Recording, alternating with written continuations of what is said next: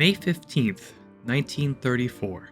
Another quiet, uneventful voyage for the RMS Olympic was nearing its end, though in her 23rd year of service, she was running better than ever. Her engines easily maintained, even exceeded, the 21-knot speed she'd been designed for. She had evolved in the years since her debut, but the refits and overhauls carried out over the previous few years made her a very different ship from the one that first entered service in 1911. Brand new suites had been added, each connected to its own private bathroom, and decorated in a variety of modern styles to keep up with the ever-changing tastes of the traveling public. Her older styles were regularly updated too, with new paint schemes and fittings. Her public rooms were freshened up as well. Furniture was reupholstered, walls painted, and decorations updated. The first-class lounge even received a parquet dance floor, and in the evenings the room could be converted into a cinema for screenings of the latest sound films, talkies, which had only just been recently invented and taken over Hollywood. The most famous, or perhaps infamous, change was carried out the year before, when her elegant and today iconic first-class grand staircase was painted a light shade of Georgian green, with touches of gilt on the carvings to bring out their beauty. The change was praised in all the papers as bringing new life into the aging liner. But it was a little too drastic for Mr. Edward Croft Smith, one of the original designers from Heaton & Company, who despised what had been done to his work and vowed never to design another ship if the owners would treat her like this. All of these upgrades have been done in the hopes of keeping the Olympic competitive with newer and larger ships, such as the German record breakers Bremen and Europa. But increased competition and the Great Depression had taken their toll not just on the ship, but on her owner, the White Star Line.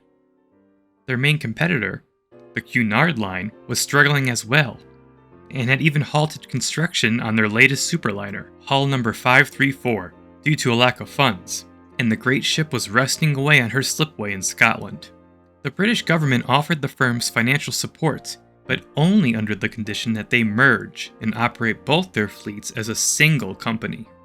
In December 1933, negotiations began, which soon produced an agreement between the two ailing companies.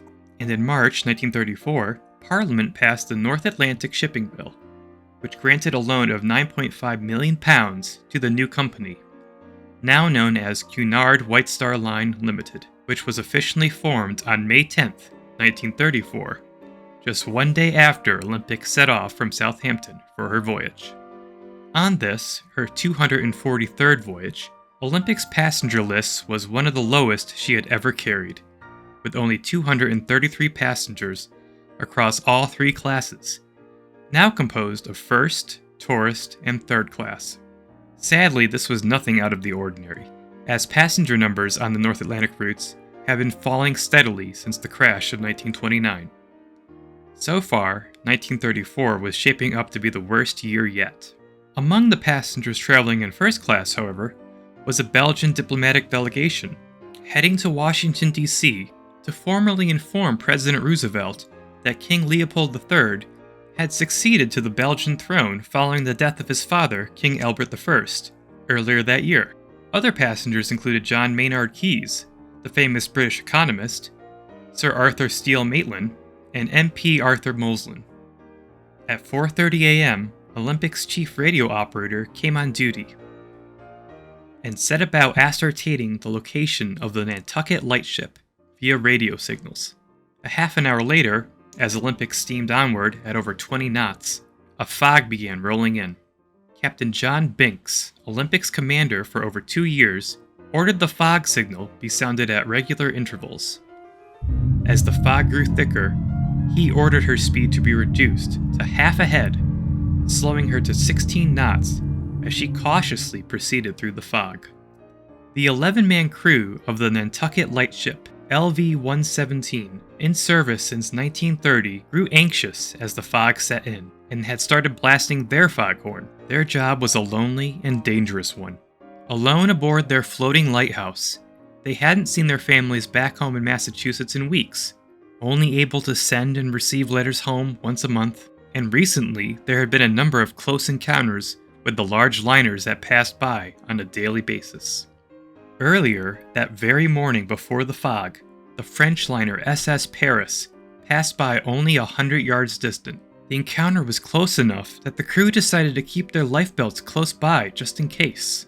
Olympic herself had sailed very close to the lightship on previous voyages, even being photographed speeding past from her decks the month before. But the worst accident so far happened only a few short months earlier in January, when the lightship was sideswiped by the American liner SS Washington.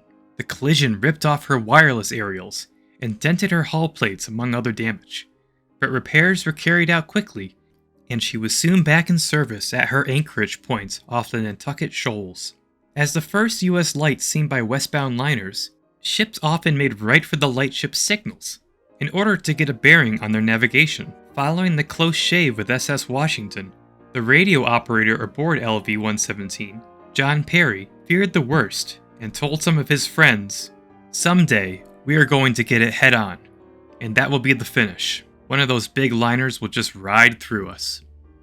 His fears would soon be realized.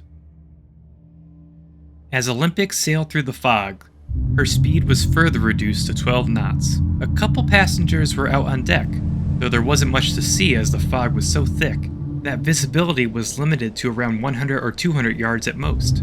When the lightship's last radio signals were received at 10:55 a.m., they indicated she lay somewhere off Olympic's starboard bow. Then, the lightship's foghorn could be heard for the time, seemingly coming from the starboard side as well. Captain Binks thought her to be about 2 miles off, but just as an extra precaution, he ordered a 10-degree turn to port to get some distance between the small Nantucket and Olympic. Binks further reduced Olympic's speed, and by 11 a.m. she was crawling along at only 10 knots. The minutes passed by slowly, Nantucket's foghorn still sounding off to the starboard side, believed to be well away from Olympic's path. Suddenly, one of the lookouts spotted the lightship directly ahead of the liner's bow. Taking evasive action, Captain Binks ordered the engine stopped and the helm put hard over. He then ordered the port engine full astern to assist Olympic in turning, while also having the watertight doors shut.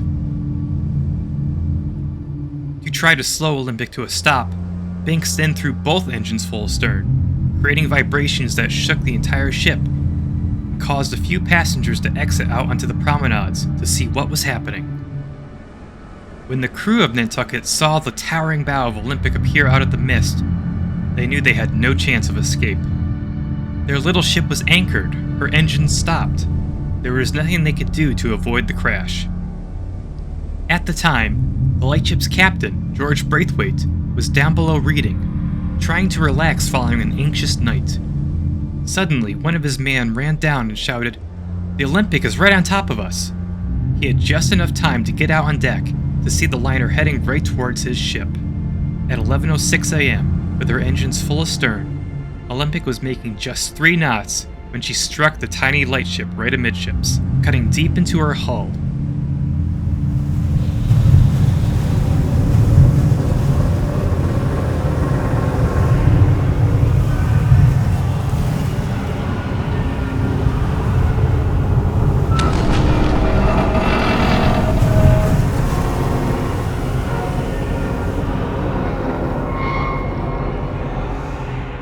It was Olympic's size rather than her speed that doomed the little lightship, which sank in less than a minute, leaving behind only a patch of oil, some floating debris, made up mostly of wood, a few life rings, and one of her empty lifeboats.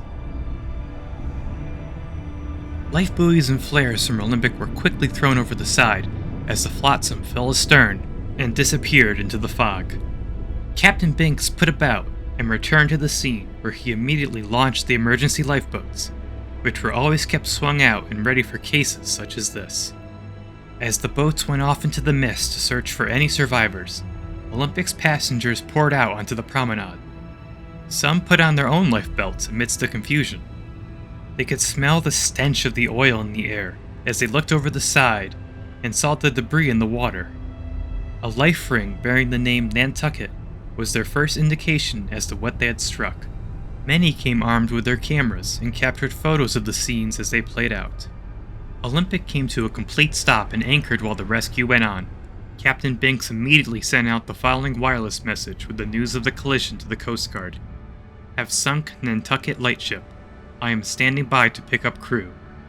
A similar message went out to the White Star offices in New York, stating, Please inform all concerned that have been in collision with Nantucket Lightship and have sunk same. Standing by to rescue crew. Another lifeboat, one of the motorboats fitted with wireless, was sent down as well to aid the search party and help them find their way back to the ship.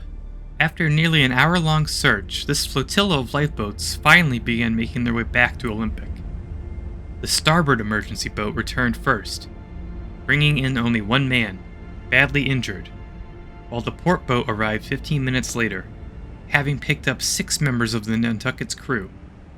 However, 2 of them were gravely injured and were not expected to survive. Among the survivors were Clifton Mosher, the first mate, John Perry, the radio operator, Laurent Robert, an oiler, and Nantucket's captain, George Braithwaite. Captain Braithwaite, badly injured and bleeding profusely from a cut on his head, fell unconscious while being lifted over the promenade bulwark.